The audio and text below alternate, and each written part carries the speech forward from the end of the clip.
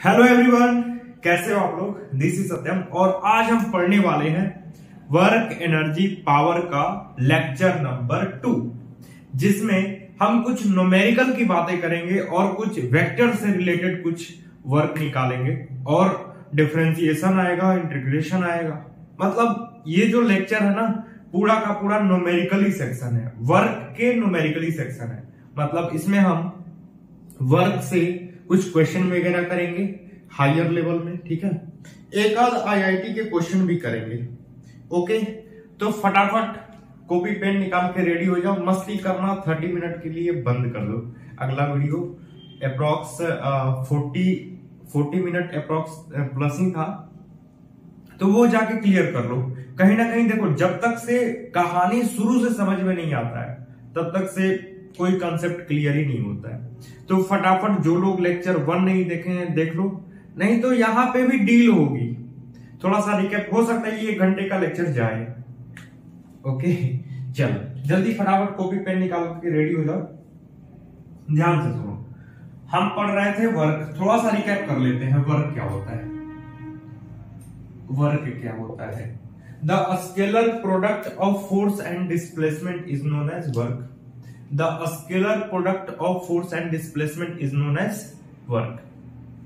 W equal to F vector dot S vector. The scalar product of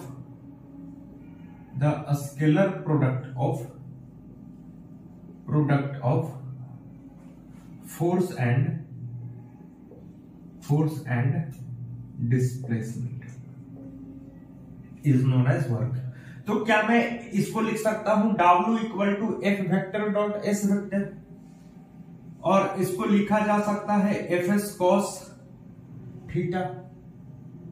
बहुत बढ़िया, यानी W equal to formula आ गया Fs cos theta, where theta is angle between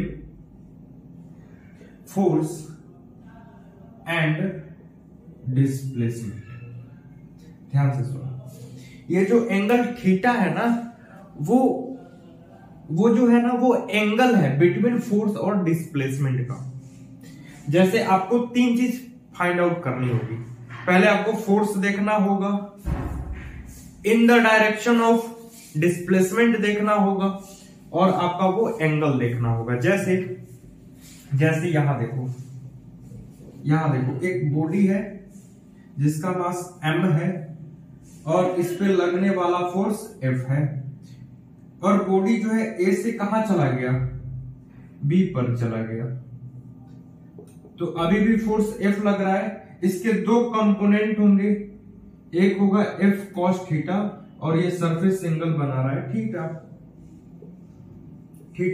तो यहां पे होगा F cos थीटा और ऊपर वाला होगा F sin थीटा। जो लोग वेक्टर पढ़े हैं उनको समझ में आ रहा है, जो वेक्टर नहीं पढ़े हैं जाओ फटाफट इसके प्रोफाइल में जाओगे, लिखोगे वेक्टर, लिखोगे मिल जाएगा, ठीक है। वेक्टर क्लास 11, ठीक है, वेक्टर क्लास 11 फिजिक्स मिल जाएगा। तो यहां पे भी होगा F sin थीटा। अब ध्यान से सुनो, हमको फोर्स का वह कंपोनेंट लेना है, वह कंपोनेंट लेना है जो डिस्प्लेसमेंट के डायरेक्शन में हो। देखो इधर बॉडी यहां से यहां गया, A से B पहुंचा बॉडी, तो डिस्प्लेसमेंट इधर हुआ।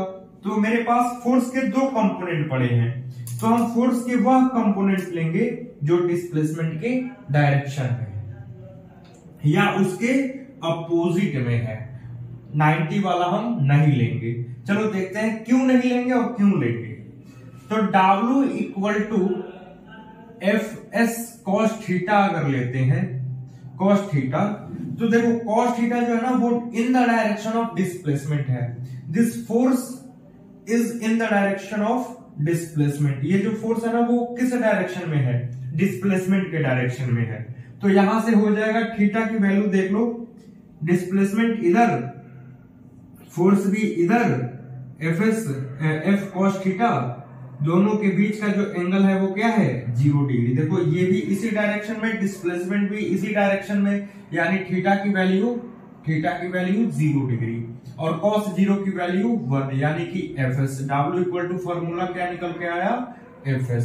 मतलब थीटा कितनी होनी चाहिए, 0 होनी चाहिए। चलो 90 लेके देख लेते हैं, तो W equal to fs cos 90 अगर लेते हैं, फोर्स ये जो है ना थीटा, वो फोर्स और डिस्प्लेसमेंट के बीच का एंगल है, where theta is angle between force and displacement. मान लो फोर्स ऊपर हो रहा, डिस्प्लेसमेंट इधर हो रहा, तो बीच का एंगल कितना है 90, तो यानी fs cos 90 और cos 90 की value 0, then work done is 0, यानी कि डिस्प्लेसमेंट और फोर्स के बीच का जो एंगल है वो 90 नहीं होना चाहिए, 90 नहीं होना चाहिए। बोलो इतनी बात क्लियर है। हाँ, क्या अपोजिट होना चाहिए, बिल्कुल। W equal to fs cos, मान लो कि फोर्स लग रहा है इधर और डिस्प्लेसमेंट मान लो इधर हो रहा और फोर्स लग रहा है इधर, दोनों के बीच का जो एंगल है वो 180 है, तो क्या यहाँ पे वर्क डन होगा, तो W equal to fs cos 180 degree और cos 180 डिग्री की वैल्यू होती है -1, यानी fs -1 बोले तो -fs, यानी वर्क डन होगा, लेकिन किसमें होगा, निगेटिव में होगा। वर्क डन होगा किसमें होगा, निगेटिव में होगा। बोलो इतनी बात समझ में आई। आपको वर्क निकालने के लिए ध्यान से सुनो, ध्यान से, एकदम पहले लंबी सांस लो, ध्यान से सुनो। वर्क डन निकालने के लिए आपको फाइंड आउट करना है, ये फाइंड आउट करना है कि डिस्प्लेसमेंट किधर है, वर्क फोर्स किधर लग रहा है। एक बार फिर से एकदम, डिस्प्लेसमेंट किधर है, फोर्स किधर है, और डिस्प्लेसमेंट और फोर्स के बीच का एंगल कितना है। अगर तीन चीज तुमने फाइंड आउट कर ली, देन वर्क फाइंड आउट हो गया। डिस्प्लेसमेंट किधर है, फोर्स किधर है, और दोनों के बीच का एंगल कितना है। अगर आप फाइंड आउट कर लेते हो तो आपको वर्क मिल जाएगा। याद रहे कि थीटा की वैल्यू 90 नहीं होना चाहिए। अगर थीटा की वैल्यू 90 हुई तो वर्क डन 0 हो जाएगा, लेकिन जरूरी भी नहीं है, ठीक है, जरूरी भी नहीं है, क्योंकि W equal to fs cos theta ही नहीं होता, fs cos थीटा ही नहीं होता। बहुत लड़के एकदम दिमाग में सेट कर रखे हैं W equal to fs cos theta. अरे भैया, मैं बहुत बारीकी चीज बता रहा हूं, इस बात को ध्यान दो। W equal to fs cos theta जरूरी नहीं है कि होगा हमेशा W equal to fs cos theta, sine theta भी आ सकता है, बशर्ते कंसेप्ट को क्लियर रखो। कंसेप्ट कहता है कि आप किसी भी तरह फोर्स देख लो कहां है, डिस्प्लेसमेंट किधर हो रहा है, और दोनों के बीच का एंगल कितना है। एक बार फिर से मैं रिपीट कर रहा हूं, क्वेश्चन में आपको यह देखना है कि फोर्स किधर लग रहा है, डिस्प्लेसमेंट किधर हो रहा है, और थीटा कितना है, दोनों के बीच का एंगल कितना है। अगर आप तीन चीज फाइंड आउट कर लिए तो वर्क डन फाइंड आउट कर लिए। चलो एक क्वेश्चन करते हैं और एक उसी क्वेश्चन से समझते हैं। बस याद रखना कि W equal to fs cos theta हर टाइम नहीं होता। तो चलो देखा जाए, क्वेश्चन किया जाए, रेडी, जल्दी कर लो, वीडियो को पुश करो और इससे पहले जो लिखे थे वो लिख लो, ठीक है, मिटा दिए, इसके लिए सॉरी। वीडियो को पुश करो फिर लिख लो यार, क्लास में नहीं बैठे हो, लेक्चर देख रहे हो, थोड़ा सा वीडियो पुश करो। देखो मोबाइल है, बीच में टैप करो, थोड़ा सा पीछे जाओ, लिख लो। ओके, एक क्वेश्चन को करते हैं और ये क्वेश्चन पूरा का पूरा क्लियर कर देगा, पूरा का पूरा क्लियर कर देगा। मेरे फिगर पे मत जाना, मेरा फिगर जो है ना टेढ़ा मेढ़ा जरूर है। ओहो ओहो, हाँ टेढ़ा मेढ़ा जरूर है, उससे क्या मतलब। तो यहाँ पे एक बॉडी है जिसका मास मान लो m है, यहाँ पे एक बॉडी है जिसका मास मान लो कितना है, m है। यहाँ पे एंगल मान लो अल्फा थीटा है, ठीक है, यहाँ पे एंगल कितना है भाई, थीटा है। बॉडी जो है ना सरकते हुए नीचे आया, मान लो इसका फ्रिक्शन जो है ना, फ्रिक्शन कोफिशिएंट म्यू है, कुछ फ्रिक्शन है सरफेस, ये जो सरफेस है ना कुछ फ्रिक्शन है, और वो कितना है भाई, म्यू है। ये बॉडी सरकते हुए नीचे आ रहा है, नीचे आ रहा है, मास वही है, मास में तो कोई बदलाव होगा नहीं, मास वही का वही होगा। ये बॉडी सरकते हुए पहुंच गया एकदम टॉप पे, ठीक है, एकदम बॉटम पे पहुंच गया, टॉप से बॉटम पे। तो देखो क्या क्या होगा, एक तो फोर्स लगेगा नीचे में mg। अच्छा लो ये भी दे देते हैं कि ये जो डिस्टेंस है ना वो l डिस्टेंस की है, ये डिस्टेंस कितना है, l डिस्टेंस है। मतलब बॉडी कितना डिस्प्लेस कर रहा है, l डिस्टेंस डिस्प्लेस कर रहा है। इस पे एक फोर्स लगेगा mg, इसके दो कंपोनेंट होंगे mg cos थीटा और mg sin थीटा। कहानी कुछ यूं है कि एक बॉडी जो है ना सरकते हुए नीचे आया है, बॉडी सरकते हुए नीचे आया है, तो बॉडी ये जो सरफेस है ना वो रफ है, इसकी वैल्यू मैं दे रखा म्यू, और ये जो लेंथ है ना वो एल है। तो इस पे एक फोर्स हर टाइम नीचे लग रहा होगा mg, और उसके दो कंपोनेंट mg cos थीटा और mg sin थीटा।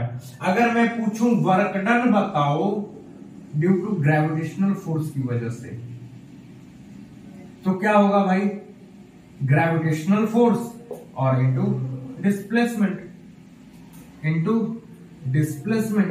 अब देखो और दोनों के बीच का एंगल, तो देखो ये बताओ, ये ग्रेविटेशनल फोर्स mg लग रहा था, इसके दो कंपोनेंट है, हम कौन सा कंपोनेंट लेंगे, जो डिस्प्लेसमेंट के डायरेक्शन में है। तो mg sin थीटा देखो डिस्प्लेसमेंट इधर हो रहा, डिस्प्लेसमेंट इधर हो रहा, और mg cos थीटा ये कितना से l डिस्टेंस, हाँ, और ये हो रहा है mg cos थीटा। देखो mg cos थीटा इधर लग रहा है इधर, और बॉडी डिस्प्लेस इधर कर रहा है, दोनों के बीच का है एंगल 90। तो हम ये वाला नहीं लेंगे, हम कौन सा लेंगे भाई, mg sin थीटा। देखो mg sin थीटा जो है ना वो in the direction of displacement लग रहा है, यानी कि fg के जगह पे ये mg का दो कंपोनेंट हो गया, तो हम fg की जगह पे लिख देंगे mg sin थीटा और डिस्प्लेसमेंट आपका l, यानी इसका जो आंसर आया वो mgl sin थीटा आया, mgl sin थीटा आया। और देखो डिस्प्लेसमेंट इधर हो रहा और फोर्स भी इधर लग रहा है, देखो ये फोर्स इधर लग रहा है fg के, इस वाले कंपोनेंट mg का ये कंपोनेंट इधर लग रहा है, मतलब ग्रेविटेशनल फोर्स का कंपोनेंट एक इधर लग रहा है और डिस्प्लेसमेंट भी इधर हो रहा है, मतलब दोनों के बीच का एंगल कितना है भाई, 0 डिग्री, यानी बोले तो कितना होगा mgl sin थीटा। कितना होगा भाई, अरे यहां पे लिखोगे ना cos थीटा,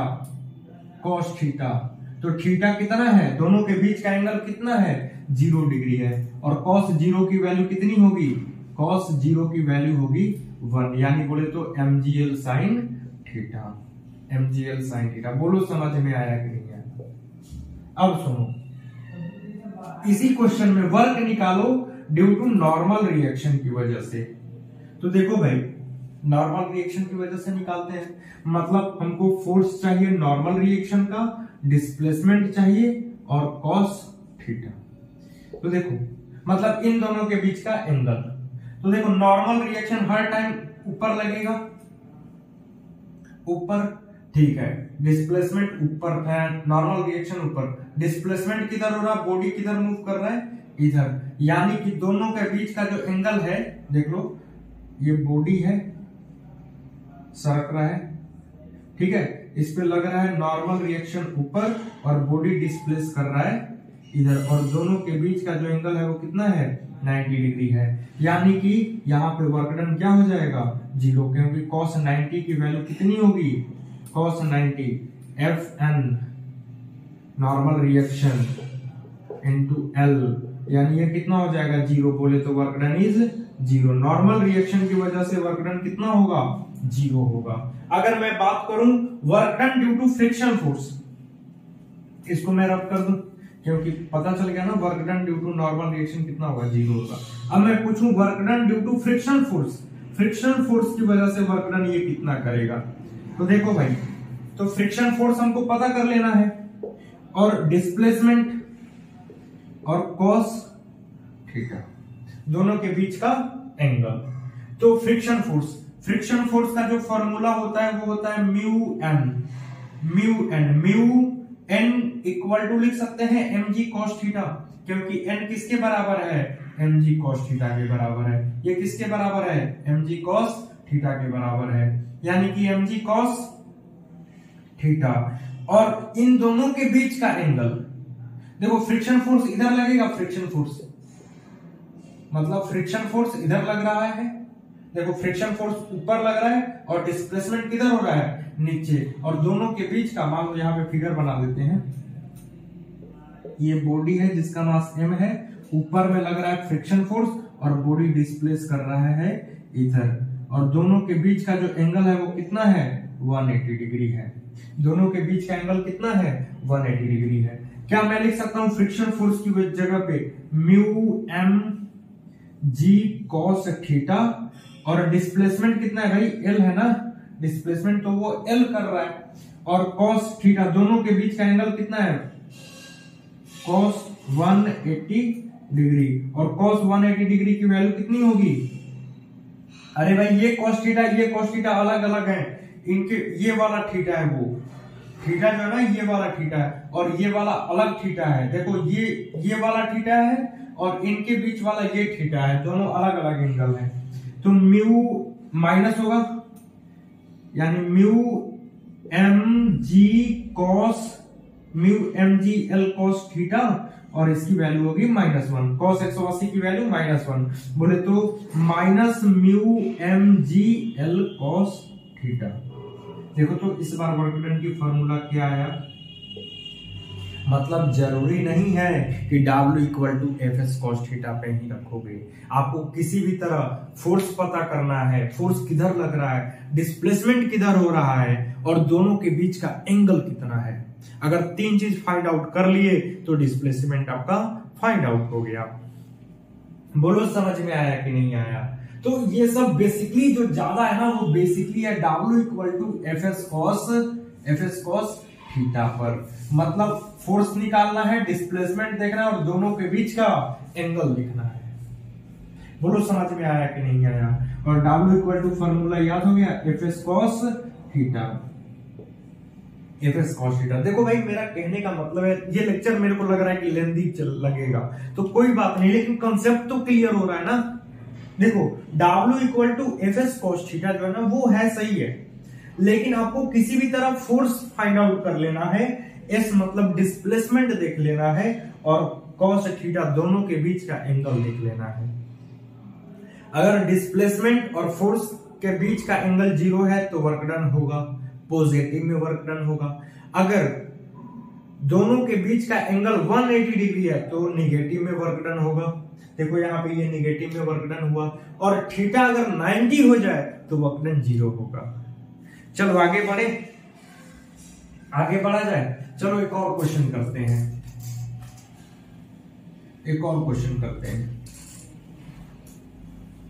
क्या मैं इसका डबल बना दूं, क्या मैं इसको 2 पार्ट में तोड़ दूं न्यूमेरिकल सेक्शन को। देखो जब तक से क्वेश्चन होंगे नहीं तब तक से कॉन्सेप्ट क्लियर होगा नहीं, तो मेरे ख्याल से लगता है क्वेश्चन बनाया करो ताकि कॉन्सेप्ट क्लियर हो जाएगा। चलो एक क्वेश्चन करते हैं, मैं कोशिश करता हूं एकदम बढ़िया से समझ में आवे।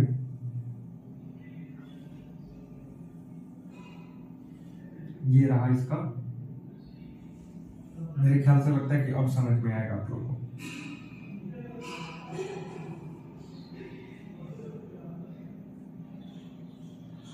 ये रहा ब्लॉक जिसका मास है m, और इस डिस्टेंस को हम बोलेंगे r। अब इस पे लग रहा है फोर्स मान लो 20 न्यूटन का, कितने न्यूटन का, 20 न्यूटन का, मतलब एक्सटर्नल फोर्स F एक्सटर्नल कितना लग रहा है, 20 न्यूटन खींचा जा रहा है।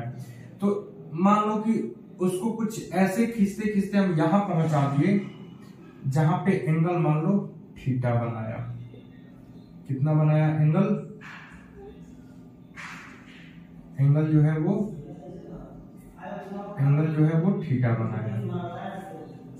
तो ये भी r होगा क्योंकि ये भी रेडियस है, ये वाली रेडियस और ये वाली रेडियस, तो क्या अगर हम देखें, अगर ऐसे देखें तो ये मान लो ब्लॉक है, ये मान लो ब्लॉक और ये वाला जो है ना आर है, ये एंगल थीटा है। तो इसके दो कंपोनेंट होंगे, एक होगा थीटा जिसमें पड़ेगा वो आर कॉस थीटा और ये वाला होगा आर साइन थीटा। मतलब यहां से जब आप इसको जोड़ोगे यदि, तो ये वाला हो जाएगा आर कॉस थीटा और ये हो जाएगा आर साइन थीटा। कितना हो जाएगा? R sine theta. अब देखो मतलब ये कितना डिस्प्लेस किया, ये इतना डिस्प्लेस किया, यही डिस्प्लेसमेंट होगा ना, डिस्प्लेसमेंट इतना डिस्प्लेसमेंट किया, इतना डिस्प्लेसमेंट और फोर्स अभी भी कितना 20 न्यूटन। अब आप बताओ कि डिस्प्लेसमेंट इधर है, डिस्प्लेसमेंट उधर है और एक्सटर्नल फोर्स कितना है 20 newton. W equal to F S cos theta. F कितना है भाई? तो 20 न्यूटन से खींचा जा रहा है। डिस्प्लेसमेंट कितना किया? R sine theta. हमको कौन सी, देखो यहां पे अगर इसको लेते ना, इसको 20 न्यूटन फोर्स है और कॉस थीटा लेते, आर कॉस थीटा लेते, तो देखो डिस्प्लेसमेंट ये 90 डिग्री हो जाता। लेकिन हमको कौन सा डिस्प्लेसमेंट लेना है? जो फोर्स के डायरेक्शन में है। तो आर साइन थीटा हम लेंगे, आर साइन थीटा और दोनों के बीच का जो एंगल कितना है कॉस थीटा। दोनों के ये भी इधर लग रहा है और डिस्प्लेसमेंट भी इधर हो रहा है। थीटा की वैल्यू 0 डिग्री, यानी कि कॉस 0 की वैल्यू 1, बोले तो 20 आर साइन थीटा होगा। तो क्या मैं लिख दूं इसी पे क्वेश्चन आप करोगे? ये जो है ना 30 डिग्री है, 30 डिग्री है और जो रेडियस है उसकी जो वैल्यू है वो 10 मीटर है। तो क्या निकाल सकते हो? 20 10 साइन 30 डिग्री, साइन 30 डिग्री बोले तो 20 100 इंटू साइन 30 की वैल्यू 1/2 बोले तो 100 जूल। समझ में आया कि नहीं आया? मेरे ख्याल से वीडियो सही जा रहा है। हाँ वीडियो सही जा रहा है। हम लोग 2 क्वेश्चन में 22 मिनट हो गए। देखो कंसेप्ट तो क्लियर हो रहा है ना। अगले में हम लोग वेक्टर से रिलेटेड क्वेश्चन करेंगे। चलो आगे बढ़े, जल्दी कर लो। 1 2 3 रब करने वाले हैं।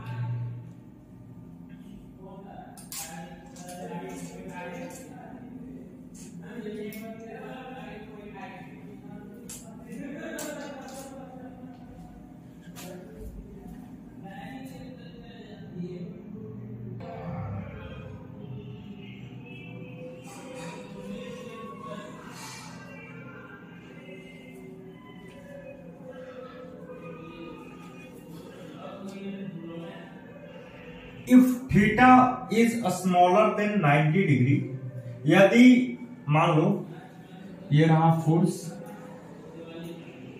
मान लो इधर रहा डिस्प्लेसमेंट और इधर रहा आपका फोर्स और दोनों के बीच का जो एंगल है वो थीटा है। मतलब थीटा कैसा है भाई?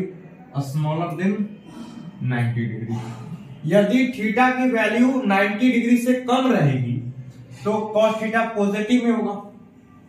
देखो 0 डिग्री से लेके 90 डिग्री के बीच का एंगल जो होता है ना, cos थीटा की वैल्यू वो पॉजिटिव होता है। cos 90 पे देखो, cos 0 पे 1 और cos 90 पे 0। मतलब cos थीटा की वैल्यू 0 डिग्री पे 1 है, फिर 1 से कम होते लास्ट में 90 पे 0, फिर और कम निगेटिव में जा रहा है। 90 से प्लस गया तो निगेटिव में जाते 180 पे -1। बोलो समझ में आ रहा है कि नहीं आ रहा? मतलब पहले जो है ना cos थीटा की वैल्यू डिक्रीज होती है और यही उल्टा हो जाता है साइन थीटा में इंक्रीज होती है। चलो आगे बढ़े। मतलब ये पता चला कि यदि थीटा स्मॉलर होगा 90 डिग्री से, एक्यूट एंगल बनाएगा और cos थीटा की वैल्यू पॉजिटिव में होगी, देन वर्क डन पॉजिटिव होगा।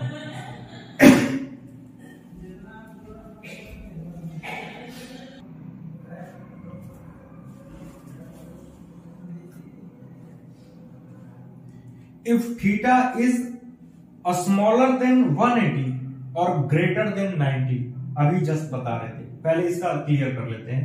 यदि थीटा की वैल्यू 90 से कम होगा तो वर्क डन पॉजिटिव में होगा, मतलब हम उस बॉडी को एनर्जी दे रहे हैं। इसका मतलब होता है हम बॉडी को एनर्जी दे रहे हैं,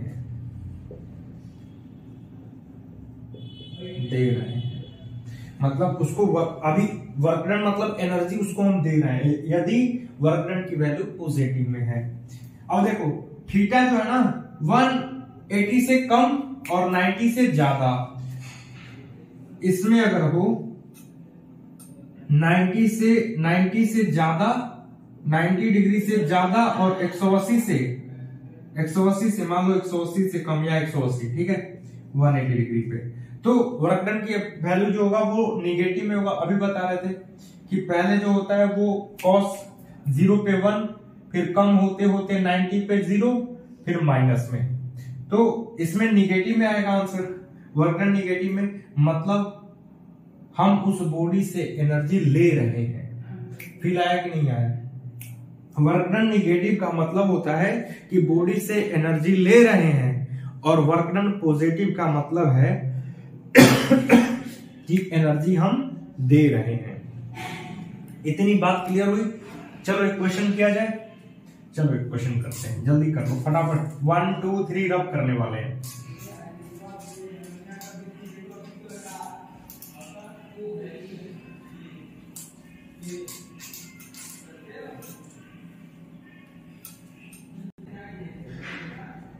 एक क्वेश्चन है, अ फोर्स इक्वल टू इतना दे रखा है, इतना न्यूटन, ठीक है, कितना न्यूटन भाई? इतना न्यूटन दे रखा है, ठीक है, अ फोर्स इतना Newton act on a body and it displace from इतना टू इतना, find work done.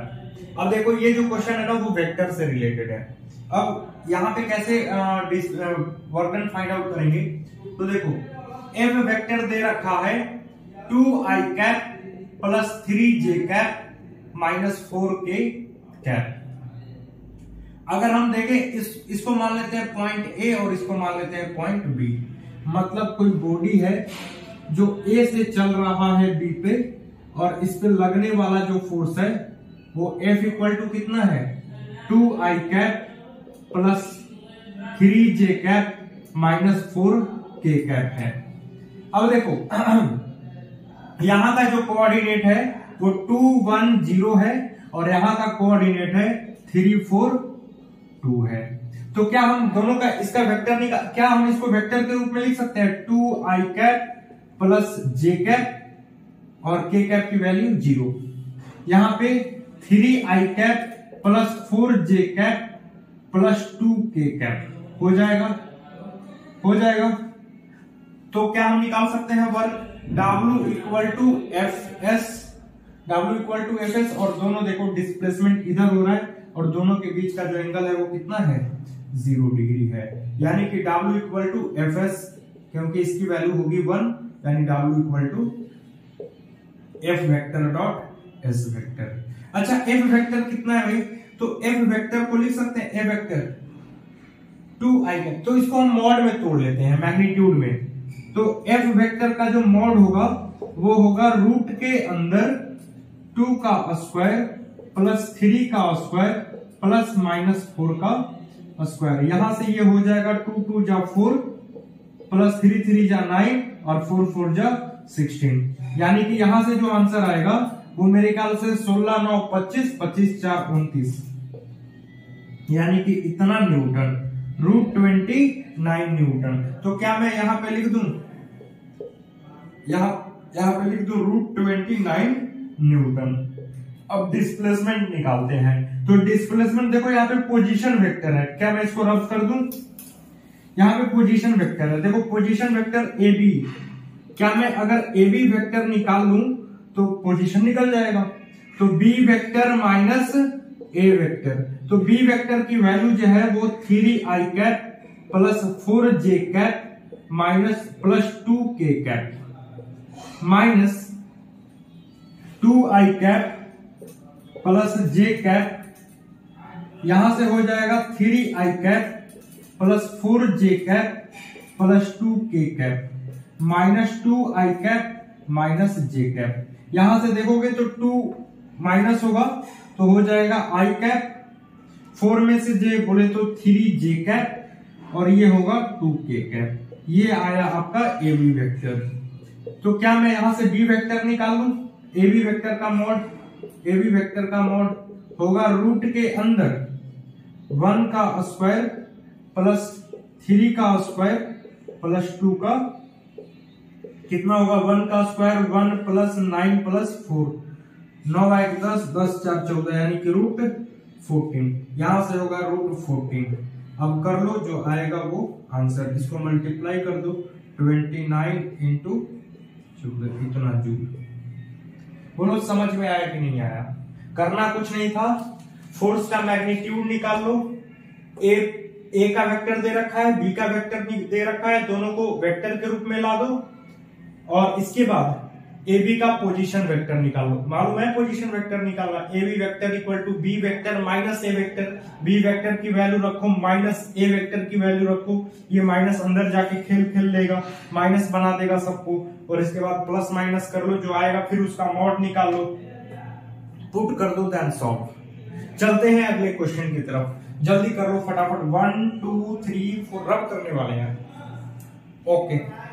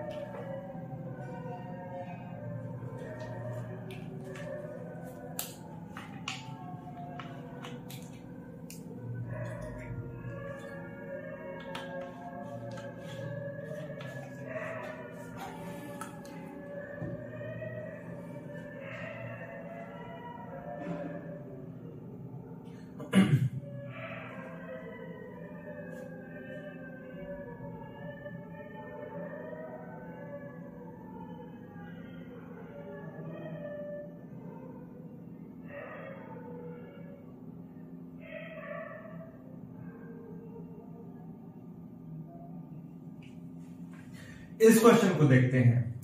If two force F1 2i cap plus 4k cap और F2 equal to 3j cap और plus 2k cap act on a body and it displace from 1, 0, 0 to 2, 1, 1। Find work done by body. ध्यान से सुनोगे, हमको निकालना है work done. मेरे पास force दे रखा है 2, तो क्या मैं एफ नेट निकाल सकता हूं?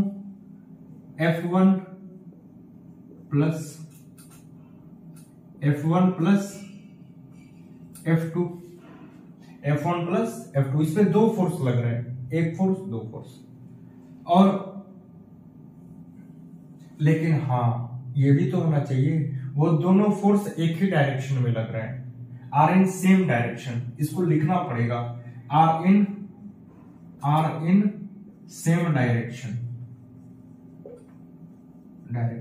कुछ ऐसा भी हो जाता कि इस बॉडी पे फोर्स मान लो लग रहा है F1 और F2, तो ये जाता F1 प्लस F2 से।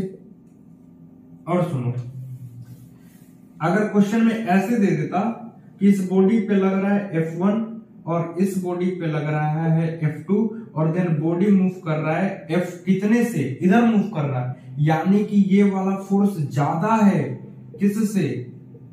F2 से। मतलब F1 माइनस F2 से ये आगे जा रहा है।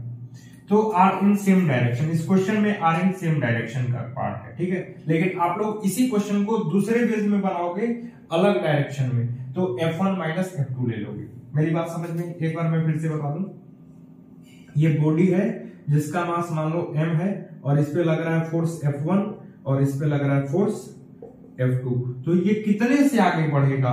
F नेट बोले तो F1 प्लस F2 से ये आगे बढ़ेगा। अगर मान लो ये बॉडी है और इस पे लग रहा है फोर्स F1 और इधर से लग रहा है फोर्स F2, मतलब ये धक्का दे रहा है, आगे बढ़ रहा है। किधर बढ़ रहा है? आगे बढ़ रहा है, मतलब F1 ज्यादा है। Fnet इक्वल टू क्या होगा? F1 minus F2। तो डायरेक्शन होना जरूरी है। इस क्वेश्चन में आर इन सेम डायरेक्शन, दोनों फोर्स किधर लग रहा है? सेम डायरेक्शन में। आप इसको दूसरे क्वेश्चन में क्या करोगे? इसी क्वेश्चन को बनाओगे लेकिन अलग डायरेक्शन में करके, सब कुछ वही रहेगा। तो F1 minus F1 plus F2, तो चलो हम F1 प्लस F2 Fnet निकाल लेते हैं। तो क्या हम F1 की जगह पे ये वैल्यू डाल दें? 2i cap plus 4k cap plus F2 के जगह पे 3j cap plus 2k cap. तो मेरे ख्याल से 2i कैप, अब 3j कैप, 3j कैप और 4 to 6k कैप। इसका मॉड निकाल लिया जाए, Fnet का मॉड, Fnet का मॉड निकाल लिया जाए। रूट के अंदर 2 का स्क्वायर प्लस 3 का स्क्वायर प्लस 6 का स्क्वायर, ये हो जाएगा आपका 2 2 जा 4, 3 3 जा 9 और ये हो जाएगा 36। तो 36, 6 जा 36, ये 40 49, ये कितना हो जाएगा? 49, और 49 बोले तो 7 न्यूटन। ये निकल गया आपका F S cos थीटा। अब देखो F के जगह पे 7 न्यूटन। चलो जरा डिस्प्लेसमेंट निकाल लें। तो मान लो ये पोजीशन A से जा रहा है पोजीशन B पर, पोजीशन A से पोजीशन B पर, तो निकाल सकते हैं A वेक्टर को कैसे लिखेंगे? I कैप, बाकी सब 0। और B वेक्टर को कैसे लिखेंगे? 2i cap plus 1j cap plus k cap. देखो 2i कैप, j कैप और k cap. A B vector कैसे निकाला जाए?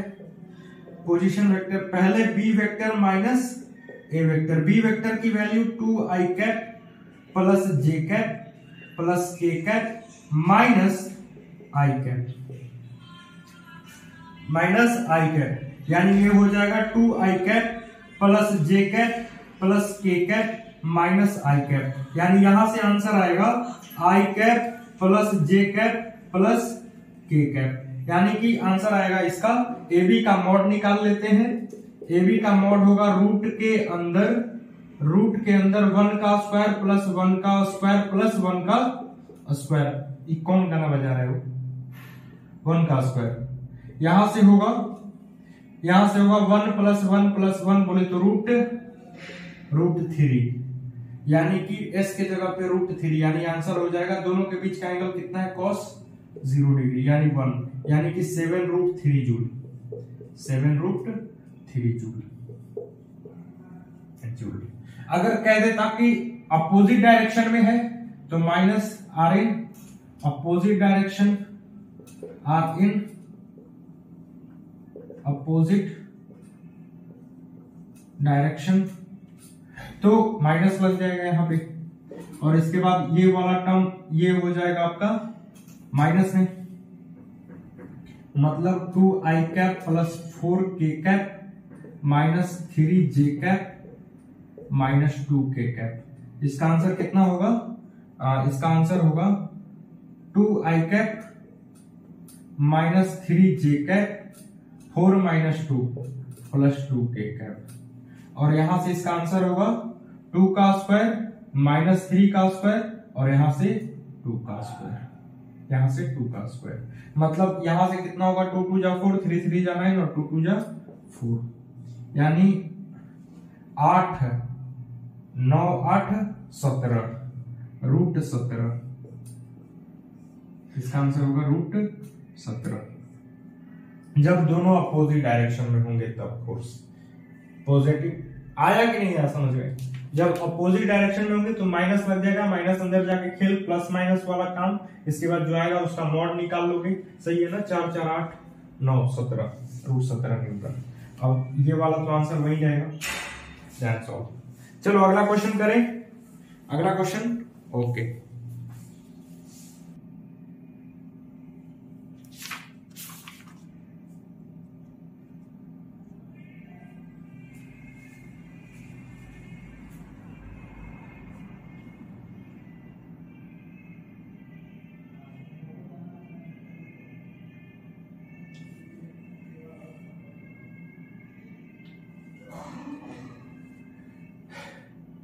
केस 2 को समझते हैं।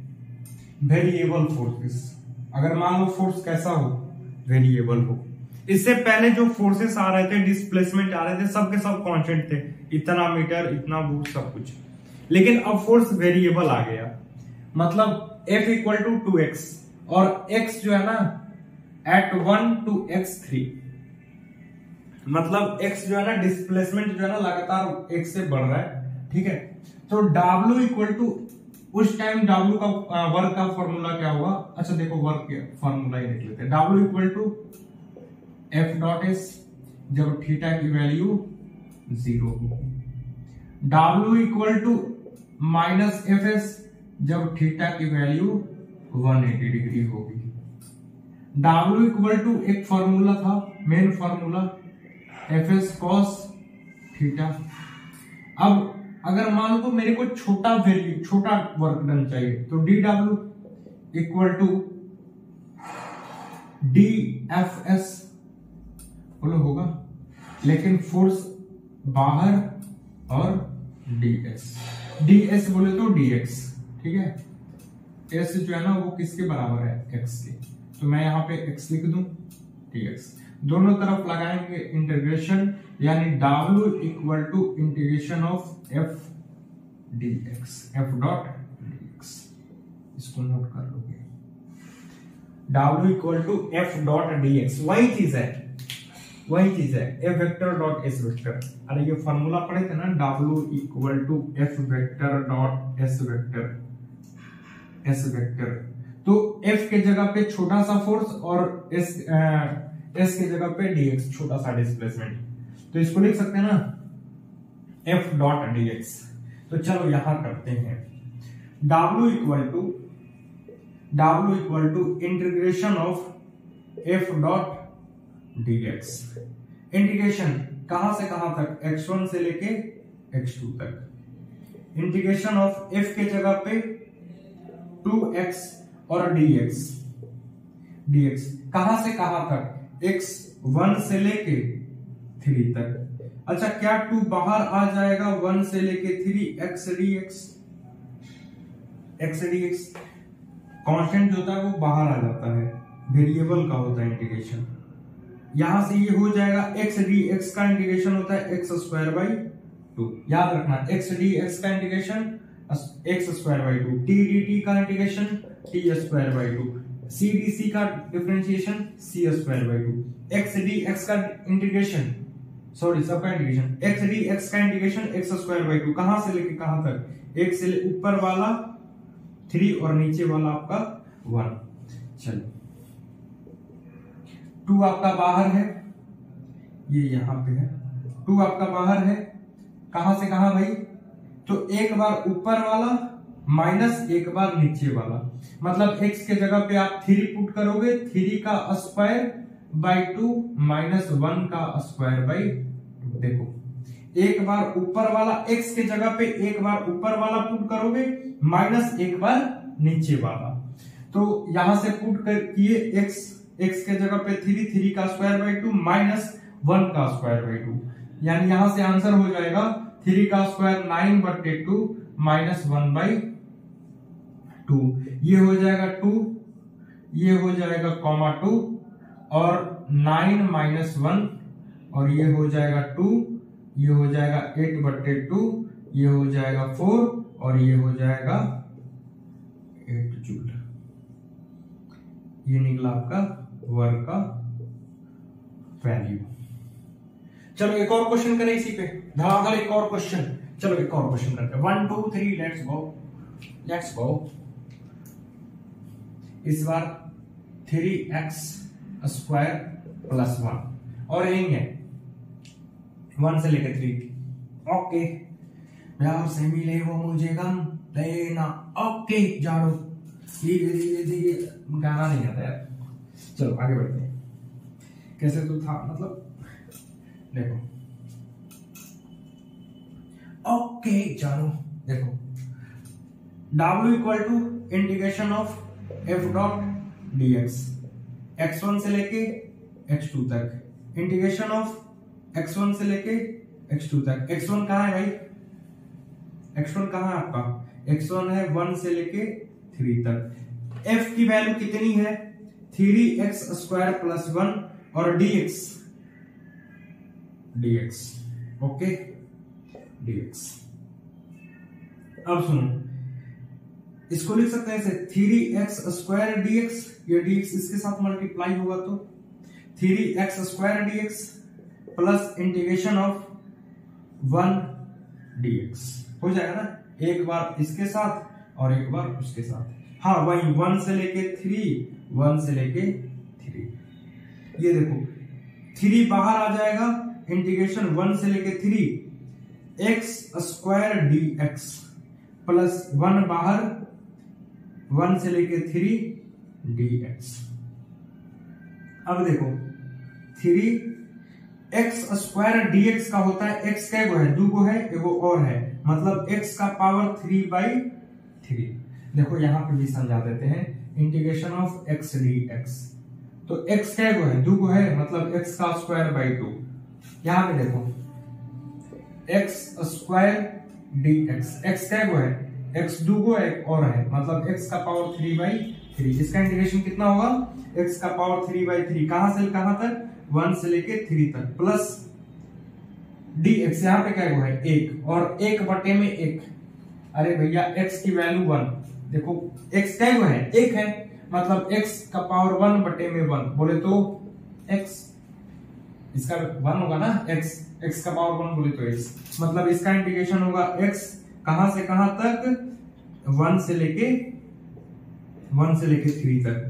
आगे बढ़ते हैं, प्यार से मिले हो मुझे गम देना ओके यार 3, थोड़ा सा इधर करते हैं और देखो 3 एक बार ऊपर वाला माइनस नीचे वाला, मतलब x के जगह पे एक बार 3 पुट करेंगे, 3 का क्यूब है ना, देख लो x का पावर 3 मतलब x के जगह पे 3/3 माइनस 1 का पावर 3/3, ये हो गया प्लस x के जगह पे 3 ऊपर वाला माइनस नीचे वाला, तो x के जगह पे एक बार 3 माइनस 1, x के जगह पे 3 माइनस नीचे वाला x की जगह पे 1, यानी ये आंसर हो जाएगा कितना 3 3 जा 9, 9 3 जा 27, 27/3 माइनस 1/3 और ये कितना होगा 2, मतलब ये कितना होगा ये हो जाएगा -1/3 प्लस 2, यानी यहां से हो जाएगा गजर ने किया है इशारा घड़ी भर का है नतली 27 -1 प्लस 2, 3 से 3 मर जाएगा, 3 से 3 यानी कि ये हो जाएगा 28 प्लस 2 बोले तो 30 जूल। बहुत हलवा सवाल। गजर ने किया है इशारा घड़ी भर का है खेल सारा, तमाशा ही बन जाएंगे खुद तमाशा, गुजर जाएगा ये नजारा।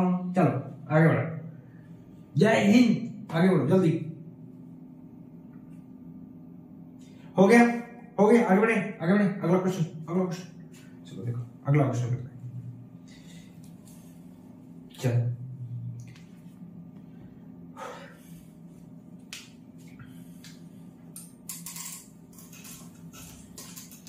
एक क्वेश्चन मैं दूं, एक क्वेश्चन लू घर के लिए, चलो ओके देते हैं क्वेश्चन घर के लिए। मैं इश्क उश्का वो आशिकी है मेरी, है मेरी, तेरी याद है हर जगह, नहीं मिलना हमारा बेवजह, आशिकी तुझसे यूं ही नहीं है, कोई ना कोई है वजह, तेरी याद है हर जगह। कुछ नहीं करोगे, सभी का इंटीग्रेशन करोगे, इसके बाद लिमिट पुट कर दोगे 1 से लेके 2 तक सॉल्व हो जाएगा। मैं कर दूं w equal to integration of f dot dx x1 से लेके x2 तक। f की वैल्यू लगाओ -2x² प्लस 3x प्लस 5, इसके साथ मल्टीप्लाई होगा dx x1 से लेके x2 तक। अब देखो x1 कितना है भाई, 1 से लेके 2 तक, 1 से लेके 2 तक, -2x² प्लस 1 से लेके 2 तक 3x, अरे dx कौन लगाएगा पापा, dx, चलो dx भी लग गया, dx भी लग गया ना, dx प्लस 3x dx, देखो इसके साथ dx, इसके साथ dx और इसके साथ भी dx हो गया, प्लस 5 इंटीग्रेशन ऑफ 1 से लेके 2 तक 5 dx। ये कितना होगा भाई, -2 बाहर x² dx प्लस इंटीग्रेशन 1 से लेके 2 तक, 1 से लेके 2 तक, 3 बाहर x dx प्लस 5 बाहर इंटीग्रेशन ऑफ x से लेके 2 तक dx। अब देखो x कितना है, 2 और 1 3, -2, x कितना है 3, मतलब x का पावर 3/3, x से लेके 2 तक प्लस 3x² 2 है ना, x² 2, 1 से लेके 2 तक 5, यहाँ पे कितना है x 1 है, x 1 से लेके 2 तक। अब बस पुट कर दो वैल्यू पुट कर दो। वैल्यू कैसे पुट करोगे, -2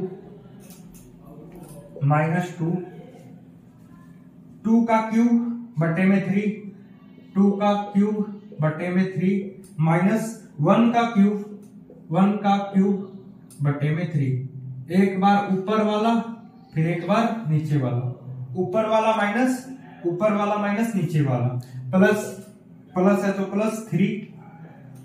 अब देखो यहाँ पे x², ऊपर वाला पुट करोगे, पहले ऊपर वाला माइनस नीचे वाला, मतलब 2 का पावर 2 बटे में 2, 2 का पावर 2 बटे में 2, -1 का पावर 2 बटे में 2। इतना करने के बाद प्लस 5, एक बार देखो ऊपर वाला माइनस नीचे वाला, मतलब 2 - 1। अब यहां से तो कर लोगे यार, खेल लोगे, बहुत इजी है। अब मैं नहीं करने वाला, इतना तो कर लोगे आप लोग, ये नहीं आता तो फिर बेड़ा गलत है। चलो अगला क्वेश्चन करें। इस बार ना फोर्स जो है ना x ही कंपोनेंट में था, लेकिन अब जो है ना x y z सब आएगा। ओके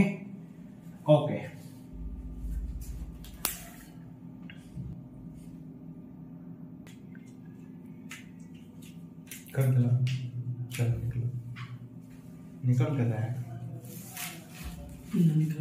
अरे जा पॉइंट क्या क्या पॉइंट क्या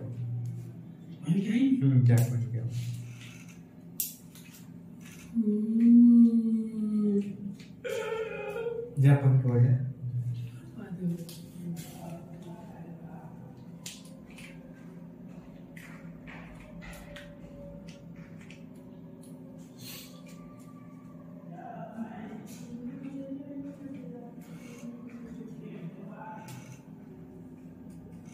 इस क्वेश्चन की बात की जाए तो F इक्वल टू इतना दे रखा है, इतना न्यूटन, एंड बॉडी डिस्प्लेस इतना दे रखा है, इस पॉइंट से लेके इस पॉइंट तक जा रहा है, ठीक है।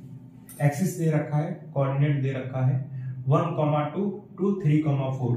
फाइंड वर्क डन, ठीक है। फाइंड क्या कह रहे हैं, वर्क डन। तो formula W equal to integration of F vector dot dr vector. अब dr वेक्टर क्या है, डिस्प्लेसमेंट है। ये क्या है भाई, आपका फोर्स है, और फोर्स डॉट डिस्प्लेसमेंट, समझ आया ना। मतलब दोनों के बीच का एंगल जो है ना वो 0 डिग्री है, मतलब F vector dot dr vector. तो क्या मेरे पास r को मैं ऐसे लिख सकता हूं, xi cap plus resultant xi cap plus yj cap plus zk cap. अरे भैया लो यार, लो x i cap y j cap Z के कैप। बोलो होगा, इसका रिजल्टेंट जो होगा वो एक्स आई कैप, अरे लो यार, रिजल्टेंट हो गया। डी आर वेक्टर कितना होगा, मतलब छोटा छोटा सा, तो डी एक्स आई कैप प्लस डी वाई जे कैप प्लस डी जेड के कैप होगा। तो बस करना कुछ नहीं है, इसको पुट कर देते हैं यहां पे। तो integration of F vector dot D R vector, अरे डिस्प्लेसमेंट का रिजल्टेंट, ये डी आर क्या है, डिस्प्लेसमेंट का रिजल्टेंट, ठीक है। उस टाइम क्या था, मतलब एक ही एक्सिस के लिए बात कर रहा था एक्स पे, अब देखो y भी आ गया, देखो X square plus Y square, अब दो एक्सिस की बात हो रही है, अब निकालो वर्क डन, दो एक्सिस की बात हो रही है। तो यहां पे क्या लिखेंगे, F vector dot D R vector, integration of F के जगह पे एक्स स्क्वायर आई कैप प्लस वाई स्क्वायर जे कैप, ये हो गया, डॉट डी आर वेक्टर कितना है, डी आर वेक्टर आपका है, डी आर वेक्टर कितना दे रखा है, डी आर वेक्टर ये आपका डी एक्स आई कैप प्लस डी वाई जे कैप प्लस डी जेड के कैप होगा ना ये डी आर की वैल्यू। अब चलो इंटीग्रेशन इसका और इसका करेंगे तो एक्स स्क्वायर डी एक्स होगा, आई कैप 1, देखो एक्स स्क्वायर डी एक्स आई कैप 1 प्लस वाई स्क्वायर, अच्छा वाई नहीं है 2y है, y नहीं है 2y है, 2y dy और j cap dot j cap कितना होगा 1, अच्छा k कैप तो नहीं है, z एक्सिस वाला तो नहीं है, तो ये हो जाएगा आपका 0। अब देखो क्या मैं इसको लिख सकता हूं, integration of x square D X plus integration of 2y dy होगा। अब देखो इस पे x का होगा x1 x2, इस पे होगा y1 y2, तो बस करना कुछ नहीं है, वर्क देखो इंटीग्रेशन ऑफ x1 x2, अब देखो ये आपका x1 है, ये आपका y1 है, ये आपका x2 है, ये आपका y2 है, तो x1 से लेके x2 तक, x1 से लेके x2 मतलब 1 से लेके 3 तक, x1 से लेके x2 तक 1 से लेके 3, और x स्क्वायर dx होगा, x स्क्वायर dx हो गया इसका, प्लस अभी एक क्वेश्चन और समझाएंगे, इंटीग्रेशन 2 बाहर y1 से लेके y2 मतलब 2 से लेके 4 और y dy, अब देखो ये हो जाएगा x क्या है 3 गो, मतलब x का पावर 3/3, कहां से कहां तक 1 से लेके 3 तक, प्लस 2 y dy मतलब y स्क्वायर बाई 2, कहां से कहां तक 2 से लेके 4 तक। अब निकाल सकते हो, एक बार ऊपर वाला माइनस नीचे वाला, यानी 3 का क्यूब बटे में 3 माइनस 1 का क्यूब बटे में 3, ये रहा आपका इसका, और 2 4 का स्क्वायर बाई 2 माइनस 2 का स्क्वायर बाई 2, अब तो कर लोगे ना 3 का स्क्वायर, मतलब ये हो जाएगा 3 3 जा 9, 27 बट्टे 3 माइनस 1 बट्टे 3 प्लस 3, ये होगा आपका 2 2 4 4 जा 16 बट्टे 2 माइनस 2 2 जा 4 बट्टे 2, यहां से होगा आंसर 27 माइनस 1 28 बट्टे 3 प्लस 2, यहां से होगा 16 माइनस 2 यानी कि 12 बट्टे 2, 12 बट्टे में 2, यहां से होगा ये 2 से 2 मर जाएगा, 12 बट्टे 2 से 2 मर जाएगा, यानी होगा आंसर कितना, इसका होगा 28 बट्टे 3 प्लस 12, यानी होगा 12 बाई 24 बचते हैं 36, यानी कि 28 प्लस 36 बटे में 3। अब इसको जोड़ोगे 8 6 14, 8 6 14, 3 2 5, 5 1 6, 64 बटे 3 जूल। ये आपका आया वर्क डन की वैल्यू, वर्क डन की वैल्यू। पता चला कैसे हुआ। चलो एक और इसका मैं शॉर्टकट दे दूं, शॉर्टकट एकदम शॉर्टकट दे दूं। चलो देते एक बार पहले समझा देते हैं। एफ का एक्स मतलब ये दो एक्सिस में फोर्स लग रहा है, फोर्स दो एक्सिस में, एक एक्स एक्सिस में लग रहा है, दूसरा वाई एक्सिस में लग रहा है। उस टाइम एक्स एक्सिस की बातें हो रही थी, किसी एक एक्सिस में हो रही थी। और डिस्प्लेसमेंट जो है ना कुछ इस पॉइंट से लेके इस पॉइंट तक हो रहा है, कोऑर्डिनेट दे रखा है। फाइंड वर्क डन, तो फॉर्मूला क्या है भाई, integration of F vector dot D R vector. D R displacement है, एफ क्या फोर्स है, वही W equal to F vector dot S vector. R vector displacement का वेक्टर, मान लो कि डिस्प्लेसमेंट एक्स वाई जेड में हो रहा, डिस्प्लेसमेंट एक्स वाई जेड में हो रहा, तो उसका रिजल्टेंट होगा एक्स वाई जेड का रिजल्टेंट होगा। तो मान लेते हैं रिजल्टेंट आर है, तो आर को लिख सकते हैं एक्स आई कैप प्लस वाई जे कैप प्लस जेड के कैप। और छोटा सा डी आर की बात करें, रिजल्टेंट एट इंस्टेंट पॉइंट की बात करें, तो डी आर वेक्टर होगा डी एक्स आई कैप प्लस डी वाई जे कैप प्लस डी जेड के कैप। ये रहा डी आर की वैल्यू। फोर्स कितना है भाई, एफ की वैल्यू रख लो, डी आर की वैल्यू रख लो। इसके बाद डॉट प्रोडक्ट में जानते हो कि आई डॉट आई 1 होता है, जे डॉट जे 1 होता है, के डॉट के 1 होता है। तो एक्स स्क्वायर आई कैप डॉट डी एक्स आई कैप, तो एक्स स्क्वायर डी एक्स आई कैप 1, मतलब एक्स स्क्वायर डी एक्स आई कैप 1, प्लस है तो प्लस, प्लस है तो प्लस। देखो 2y dy j dot J 1, सी की तो जेड की तो वैल्यू है नहीं, तो जेड के साथ वो नहीं होगा, क्या हो जाएगा वो 0। अब देखो यहां पे 1 हो गया, x1 से लेके x2 तक, या y का कोऑर्डिनेट है ना, तो y1 से लेके y2 तक, तो यहां हो जाएगा x square D x, x1 से लेके x2 तक, बोलो समझ में आ रहा है, x1 से लेके आपका x2 तक, एक्स स्क्वायर डी एक्स, इसका होगा y1 से लेके y2 तक dy 2y dy। अब देखो इसको तो कर लोगे ना, x1 y1 x2 y2 की वैल्यू दे रखी है, बस कुछ नहीं करना है। x1 की वैल्यू 3, x1 की वैल्यू 3 और x2 की वैल्यू, x1 की वैल्यू 1 और x2 की वैल्यू 3, x1 की वैल्यू 1 और x2 की वैल्यू 3, 1 से लेके 3, x square dx, x square dx plus यहाँ पे y1 y2 रखना है, तो 2 बाहर हो जाएगा, देखो 2 कांस्टेंट बाहर, यानी integration of y dy 2, y1 कितना है, y1 आपका है 2 और y2 है 4।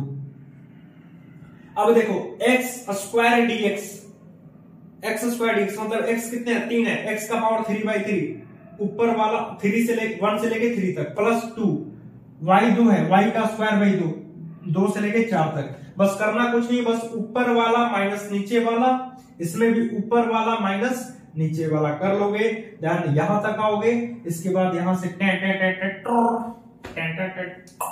सॉल्व हो जाएगा। ओके ओके चलो अगला क्वेश्चन क्या है।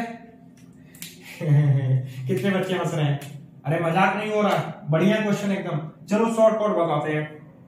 ओके रब कर देना, रब कर दे 1 2 3, जिसको शॉर्ट लेना है स्क्रीनशॉट ले लो, मैं रब करने वाला हूं।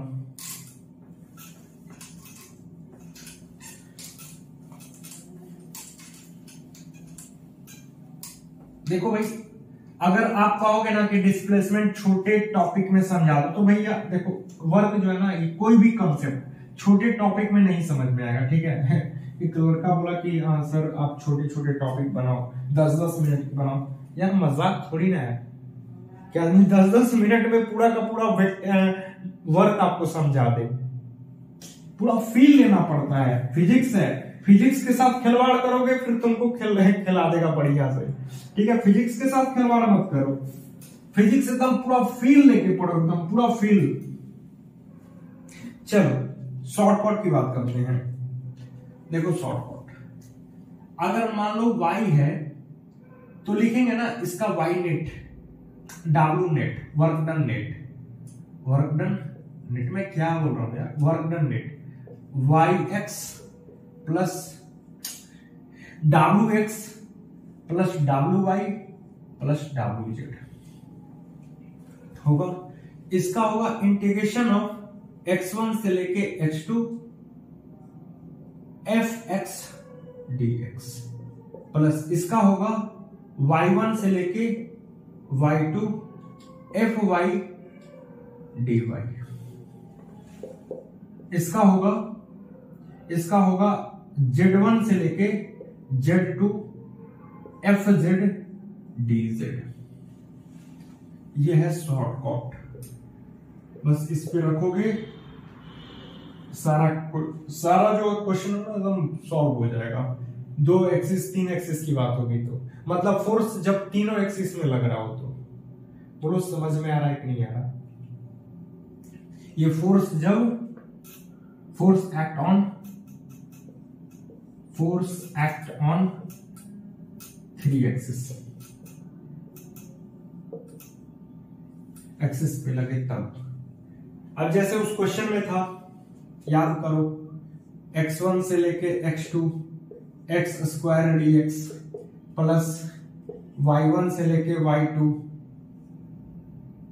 कितना था 2y dy, f कितना था 2y dy। चलो एक बार फिर दिलाते हैं 2y dy। देखो क्वेश्चन कुछ ऐसे था ना, f equal to x square आई क्या बताओ प्लस 2y जे कैप बताओ, और x ये दे रखा था 1,3 और 1,2 और 3,4 ये दे रखा था। और बस करना कुछ नहीं है। अब चलो रखें, देखो इसको रखते हैं x1 से लेके x2 एफ एक्स कितना है एक्स स्क्वायर, कितना है भाई F x square D X plus y1 से लेके y2 एफ वाई कितना है F Y 2y dy।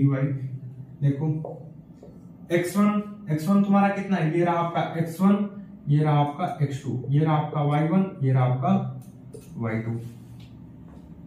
x1 1 से लेके x2 कितना 3 तक x square D X plus y1 कितना है 2 और y2 कितना है 4, यानी 2 बाहर y dy। अब देखो इसका कितना होगा x 3 है एक्स स्क्वायर और एक x, यानी x का पावर 3/3 कहां से कहां 1 से लेके 3 plus 2 y dy y square by 2 कहां से कहां 2 से लेके 4 तक। अब देखो इसको कर सकते हो ना, ऊपर वाला माइनस नीचे वाला, एक बार x के जगह पे ऊपर वाला यानी 3 का क्यूब बाई 3 माइनस 1 का क्यूब बाई 3। एक बार ऊपर वाला पुट करोगे x के जगह पे, माइनस एक बार नीचे वाला, ऊपर वाला माइनस नीचे वाला 2 ऊपर वाला, y के जगह पे 4 डालो, 4 का स्क्वायर बाई 2 माइनस नीचे वाला 2 का स्क्वायर बाई 2। देखो अभी भी वही आंसर आएगा। कर लोगे अब इसको, तो कर लोगे कि नहीं यार। ओहो 27/3 माइनस 1/3 ये हो गया प्लस 2, ये हो गया 4 जा 16/2 माइनस 2/2 जा 4/2।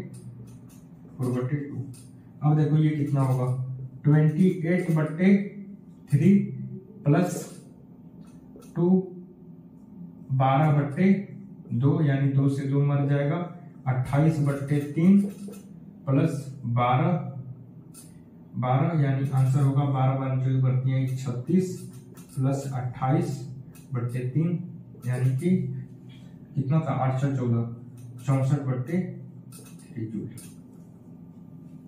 8 × 14 1 3 2 5 1 6 64, इतना उस टाइम भी इतना आया था। बोलो आया कि नहीं?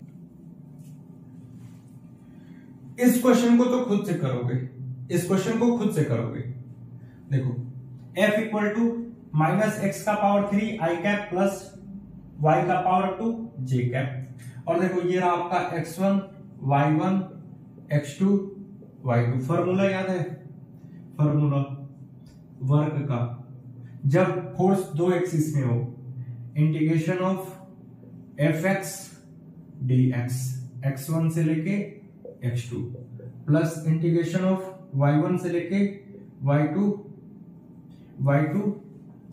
fy dy plus integration of z1 से लेके z2 fz dz। चलो यहां पे देखो x में x1 से लेके x2 माइनस x का पावर 3, माइनस x का पावर 3, ये फोर्स है ना, माइनस x का पावर 3 और हो जाएगा आपका dx प्लस y1 से लेके y2 fy कितना है, y का स्क्वायर dy। ये खत्म हो गया, ij खत्म हो गया, टाइम फिक्स हो गया वो, z1 z2, ये देखो कुछ नहीं है तो 0, कुछ नहीं है तो 0, माइनस बाहर x1 कितना है भाई आपका, x1 है 2 और x2 कितना है 6 और x का पावर 3 और एक और है x का पावर 4/4 हो जाएगा ना, x का पावर 4/4, x का पावर 4/4 कहां से कहां तक, 2 से लेके